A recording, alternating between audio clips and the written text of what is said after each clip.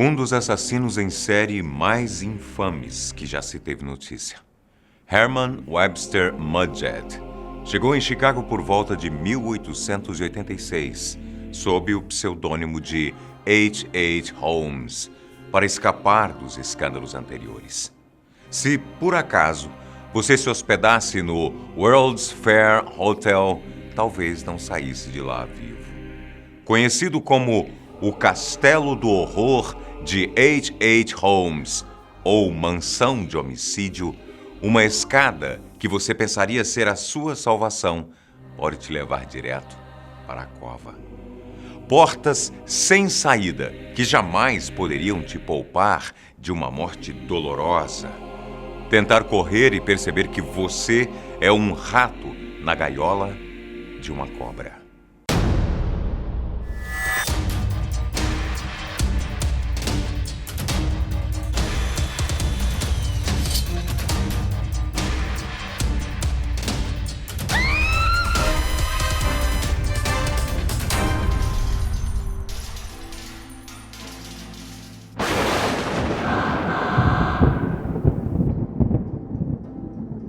Holmes nasceu em Edmonton, no estado de Nova Hampshire, em 16 de maio de 1861.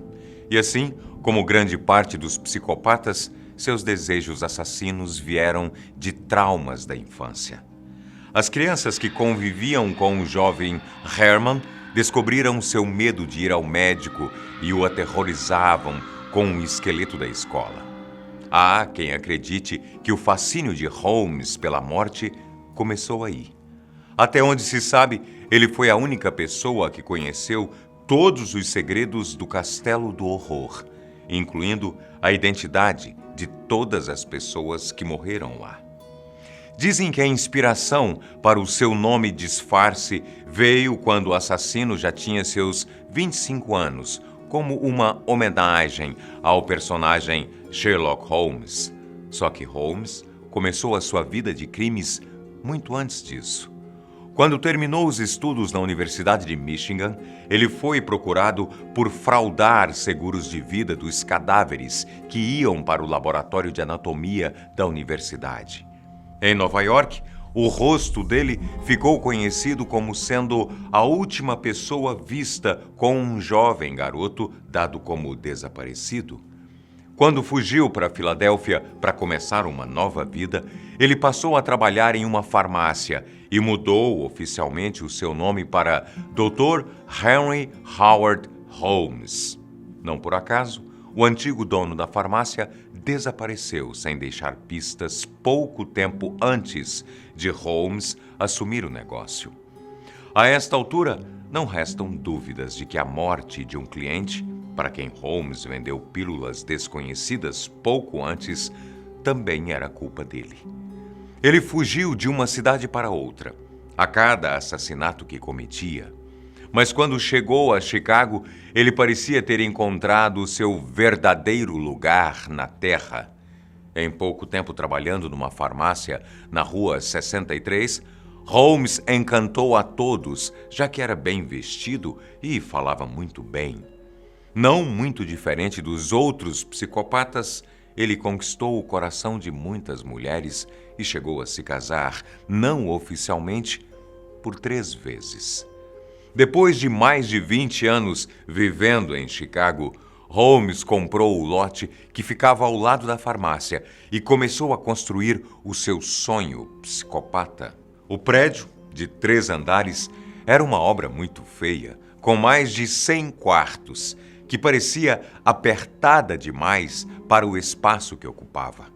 O primeiro andar era repleto de vitrines das lojas e pontos comerciais, e o terceiro tinha uma série de apartamentos para aluguel.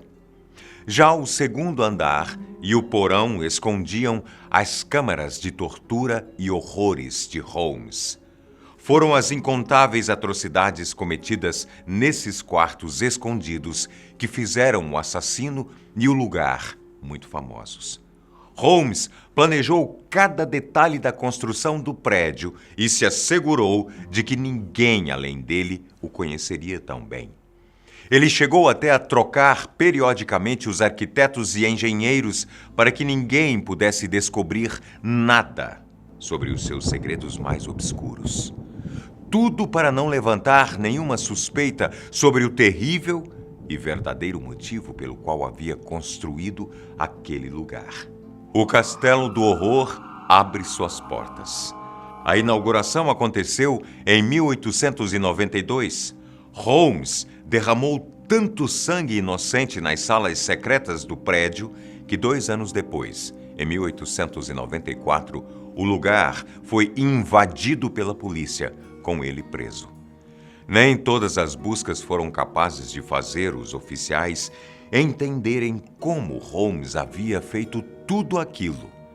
Haviam paredes com dobradiças como portas, e outras que tinham um fundo falso.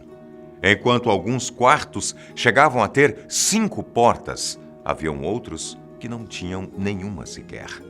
Os quartos de tortura do assassino não tinham qualquer ventilação e ficavam escondidos debaixo do chão, protegidos por paredes revestidas de metal para abafar os gritos de dor das vítimas. Imagine o cheiro de morte. O apartamento de Holmes tinha seus próprios segredos. No banheiro, ele escondia um alçapão, com uma escada que levava a um cubículo sem janelas, onde havia somente um duto de queda para roupa suja, que nunca deve ter sido usada para tal. O grande segredo de Holmes estava no porão, onde ele guardava um arsenal de armas e ferramentas, incluindo kits para gás.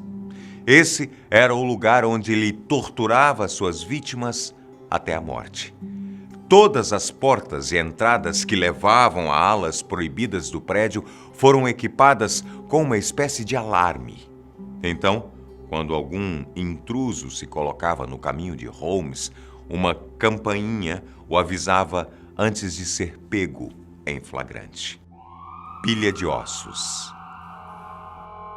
A primeira coisa que a polícia encontrou sobre os assassinatos de Holmes foi uma pilha de ossos nos arredores do castelo. A maioria eram ossos de animais, talvez colocados ali para disfarçar os ossos de uma criança que os oficiais disseram ter, no máximo, 7 anos de idade.